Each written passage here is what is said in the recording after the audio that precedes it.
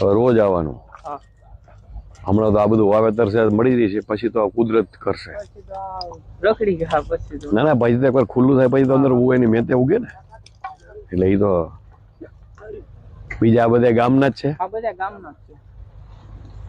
આ ટોટલ ગામમાં કેટલો માલ છે આવો આપણો? આપણા ગામમાં માલ છે 5000 રૂપિયા. 5000. હા હવે આ બાજુ જ લઈ આવવાનો, કાયમ કાયમ અહીંયા જ વાવવાનો. અને આ બધાને ભાઈઓને છે ને બધાને દેવી પૂજક સમાજને બધાને પ્લોટિંગ પ્રાંત સાહેબને કીધું છે, હા બધાને 100 ચોરસ વાર પ્લોટિંગ કરી દેશું ગામની નજીક, ગામતળમાં જ.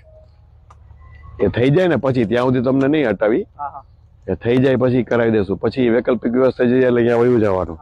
અને નિયમ પ્રમાણે સહાય કરાવી દેશું. સહાય મળવા પાત્ર સરકારની હોય ને 1,20,000 રૂપિયા આપે સરકાર, એ તમને કરાવી દેશું. બરોબર, ત્યાં સુધી કાંઈ ડિસ્ટર્બ નહીં કરી. બરોબર.